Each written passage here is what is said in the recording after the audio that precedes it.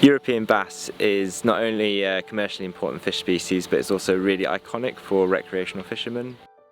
There's been growing concerns about the decline of bass in the North Atlantic, so it's just really important to study how bass use inshore areas, particularly where they may be affected by a lot of human activities.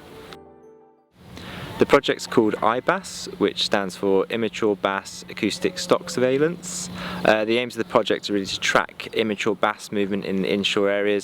We're focusing on 3 designated bass nursery areas, the first of which is Salcombe Harbour, which is a RIA system, but we're also focusing on 2 estuaries, which is the Dart Estuary and the Tortorage in North Devon.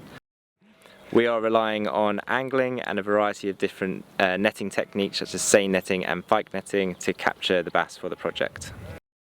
A seine net is effectively a wall of fine mesh which you drag out into a creek. The top of the net has got a load of floats on the top, and then the bottom of the net has got a leaded line.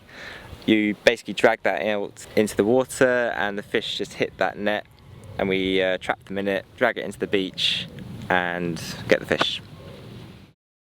A pike net is a fish trap. You have 2 nets at the front which are called leaders, and they basically channel fish into a central net opening. When the fish get into that, they get funneled into a series of smaller chambers, and they all collect into a certain part of it called the cod end. Once we've caught the fish in the nets, we then transport that fish to a central tagging location where the tagging team are waiting. The fish will then be transferred into a holding tank and be held there until we're ready to implant the tag. The tagging team is quite extensive. We've got about 10 people on site. We've got about 3 surgeons and several people which are helping logistically move water, make sure all the tanks are properly oxygenated or aerated, and the pH and the temperature salinity are all fairly similar to where the fish have come from in the estuary. We ensure the welfare of the fish is as high as it possibly can be. We're operating under a licence from the Home Office, which is really strict. We're also assessed quite regularly by the named Animal Welfare and Care Officer at the university and the named Training and Competency Officer at the university as well. So there's 2 parts to the system that we're deploying. The first is an acoustic transmitter tag, which is it's about that big, and we put that inside the body of European bass.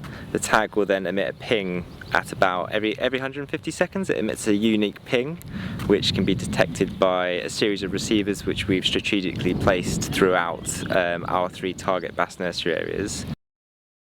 Whenever the fish is within a certain radius of that receiver, it will log that that individual fish has passed by.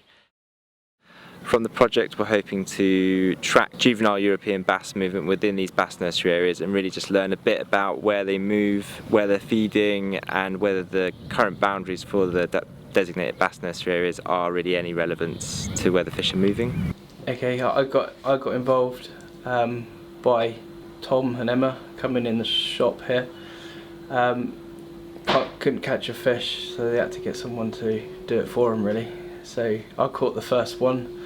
And I believe he's been called Chris, so that's happy days. Yeah, it's pretty cool to have old Chris Bass swimming around, pinging, starting to know where he's travelling and what he's doing. So it's quite nice to know that I've caught it, unhooked it, it's come back, they've done what they've had to do, and now he's swimming back around again, and we know where he's travelling. So for me, it would be really interesting to know kind of where he's gone really.